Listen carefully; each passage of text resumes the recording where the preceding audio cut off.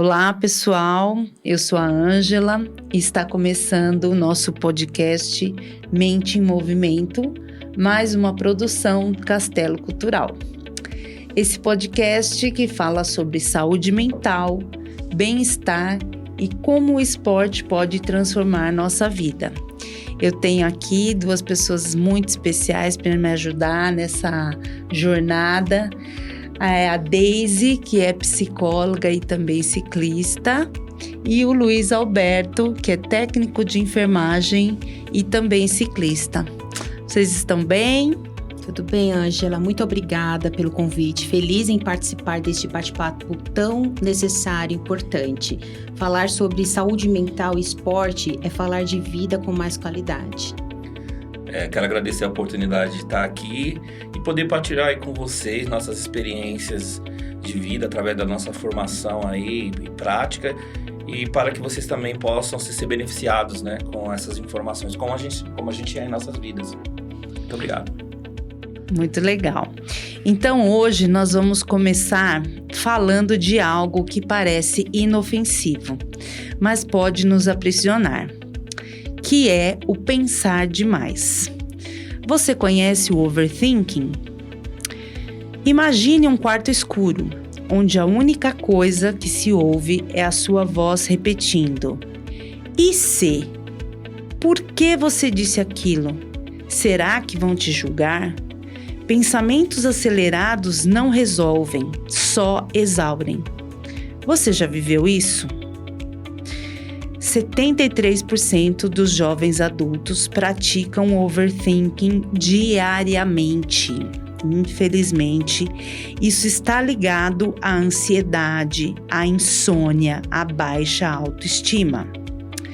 E eu vou pedir então para a Deise me ajudar a falar um pouquinho sobre isso.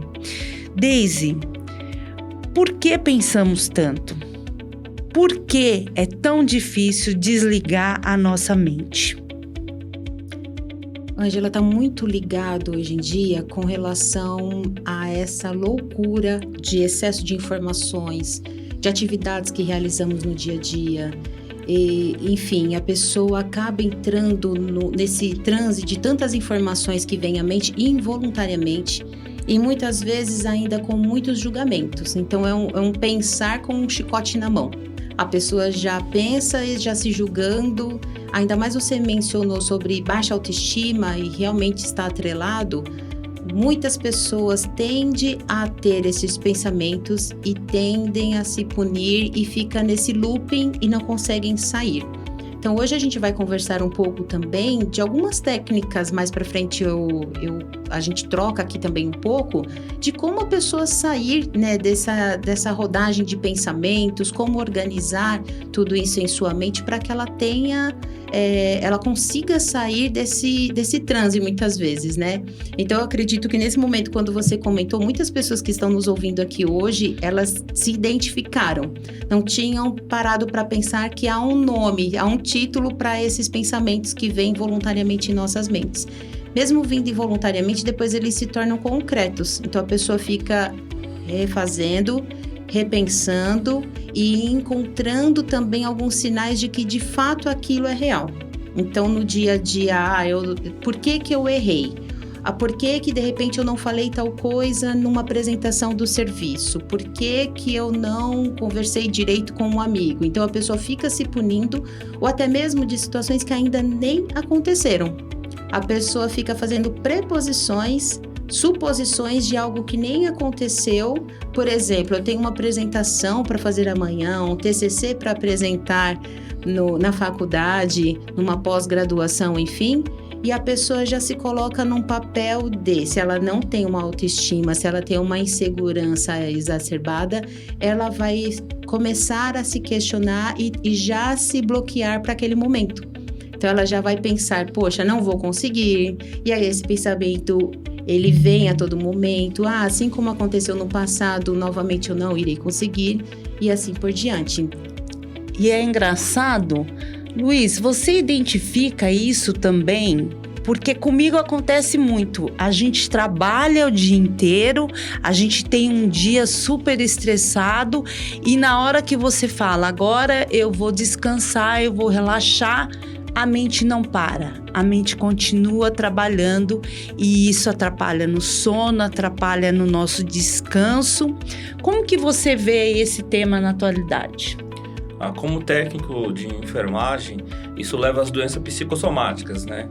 Então, quando a pessoa chega a ser internada, é consequência disso daí. É consequência de não ter um equilíbrio, uma saúde mental e começa a afetar o corpo, os órgãos. E quando a pessoa fica assim, em risco iminente de vida, né, é necessária a internação. Por isso que a gente tem que estar atento às causas desses problemas. Ninguém quer ser internado, né? Todo mundo gosta de ter saúde. Então, vamos ficar atento aí às causas desses problemas e daqui a pouco vamos apresentar algumas soluções também. Deise, e tem alguma forma de interromper esse ciclo vicioso que cria na nossa cabeça? Essa pergunta é bem importante, Ângela. Tem sim, porque quando percebe-se que está pensando demais, primeiro ponto, por que eu estou pensando muito neste assunto? E qual uma técnica muito importante também, não só pensar, mas colocar no papel todos os pensamentos que te vêm à mente, que estão causando essa angústia. E perceber também se não pode, se você consegue, na verdade, a pessoa consegue substituir estes pensamentos por outros pensamentos mais positivos e relembrar momentos que ela já teve sucesso com relação às ações dela. Além disso, a pessoa tem que evitar comparações. Então, a pessoa fulano de tal conseguiu agir de uma forma e eu não consigo, então evite comparações. Nós temos que acreditar no nosso potencial e buscarmos sempre o nosso próprio desafio, seja assim nos nossos pensamentos como ações, e coloque em prática. Na dúvida, faça. Não fique pensando eu vou ou não vou para a academia, eu vou ou não vou apresentar. Tem aquela frase que já se ouve muito, né? Vai com medo mesmo? A gente tem que ir com medo mesmo. Muito bom. Inclusive, eu vou citar aqui 7 remédios da natureza, agora para finalizar apenas 2, que a prática do ciclismo nos leva de encontro a eles. A luz solar. Por quê?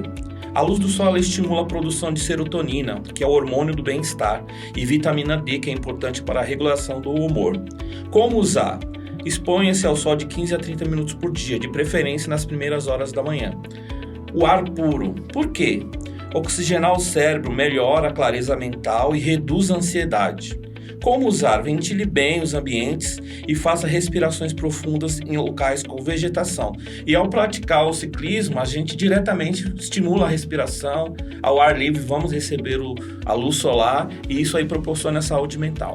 Olha que legal, então. O Luiz conseguiu fazer o gancho aí de tudo isso que a gente falou e trazer à tona o ciclismo, né?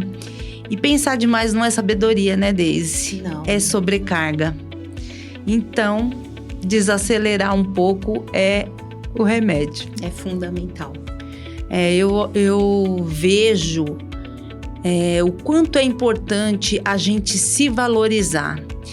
E muitas vezes a gente se preocupa com a estética, a gente se preocupa com o que os outros vão falar, como que tá a temperatura lá fora, e a gente esquece de olhar um pouquinho para dentro. A gente esquece que a nossa cabeça é o nosso comando central. E é muito importante a gente se observar e a gente saber que se a nossa cabeça não estiver bem, o resto vai mal também.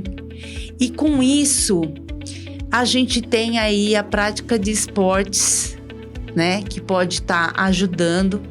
É um tema que eu quero trazer nesse podcast, porque eu acho muito importante e que muitas vezes salva a vida, né, das pessoas. Elas passam a ter outra qualidade de pensamento e isso vai transformando até mesmo o corpo.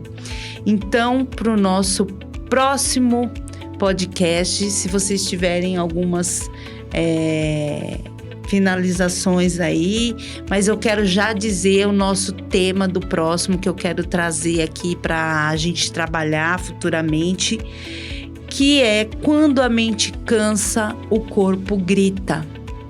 Então, se esse podcast fez sentido para você, se está interessante, compartilhe com seus amigos e nos aguarde no próximo episódio. Conto com vocês novamente, Deise e Luiz, e agradeço por essa pílula de conhecimento e compartilhamento também das suas experiências. Eu agradeço. Muito obrigada, Ângela. Obrigado, até a próxima.